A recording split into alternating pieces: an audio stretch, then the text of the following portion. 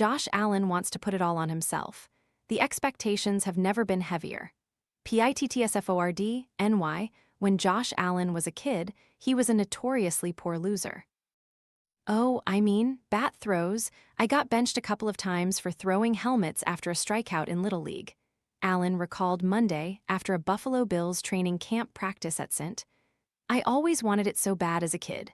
Like, it drove me. Wet boots ruining your mornings?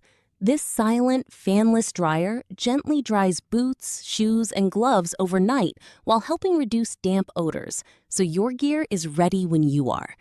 Want to get the best verified deal and see full details? Visit grabdeal.us/4 right now. Over the years, I feel like I've gotten better at handling defeats. Advertisement in adulthood, anger has gradually given way to devastating sorrow. Last January, after falling short of the Super Bowl for the 7th consecutive postseason, the Bills' superstar quarterback was a puddle of tears while blaming himself for a divisional round playoff defeat to the Denver Broncos in overtime.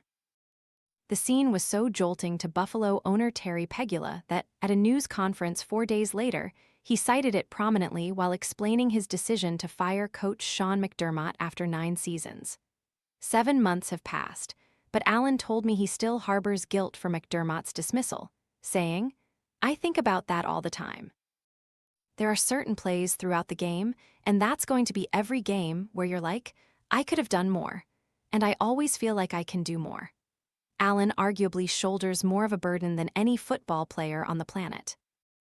In the wake of McDermott's firing and the hiring of former Bills offensive coordinator Joe Brady as his successor, that psychic load has only grown.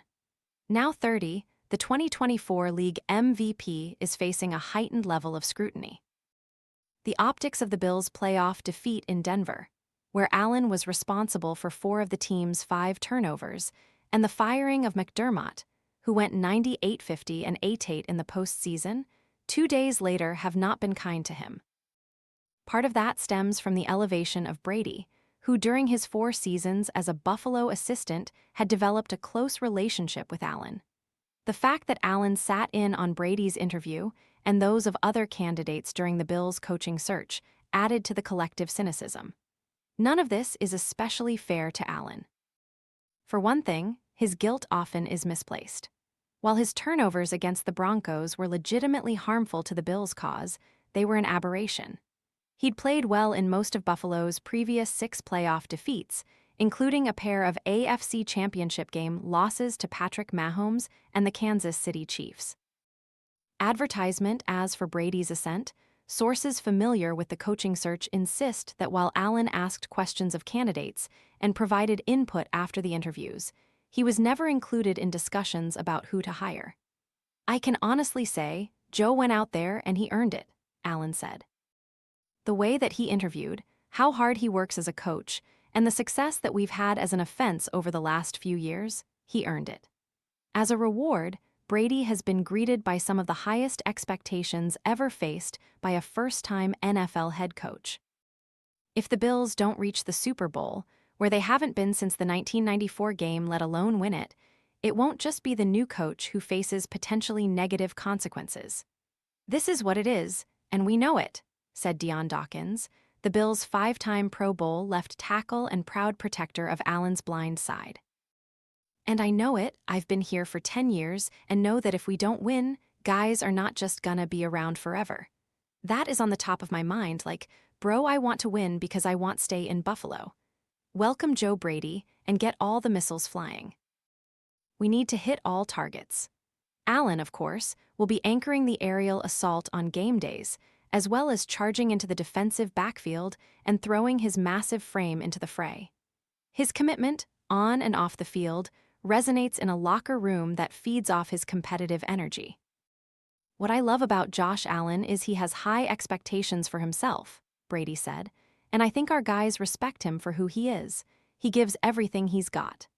Brady is embracing the pressure he'll face as a first-time coach, saying, "I don't think a coach in this profession is wired to want a grace period or to be about a grace period. I can't speak for everybody, but I have high expectations of myself. There's a standard, and I embrace it." McDermott, who quickly created a winning culture upon his hiring in 2017, was known in the building for being intense, exacting, and sometimes rigid. Brady has attempted to create a lighter, more player-friendly atmosphere. Granted, he has yet to coach a game, but Allen and his teammates are hopeful that Brady's approach can help them elevate. Advertisement: "I've really enjoyed the new vibe," veteran tight end Dawson Knox said.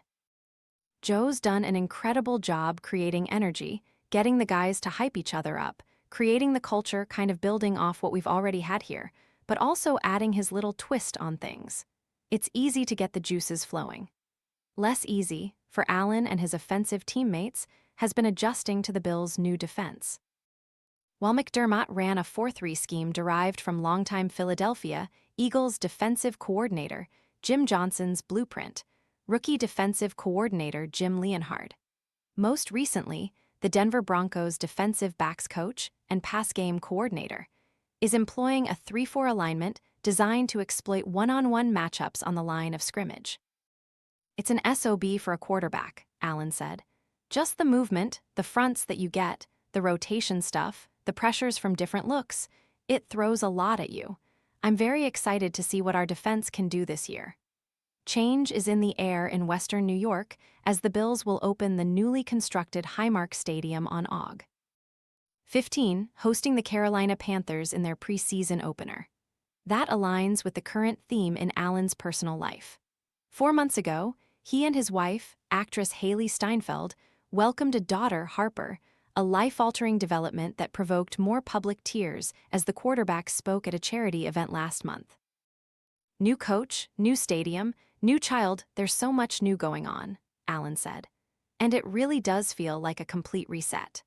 One carryover is that Allen will put everything he has into trying to avoid another shattering postseason exit and carry the pressure of providing a long-awaited moment of euphoria to the Bills Mafia.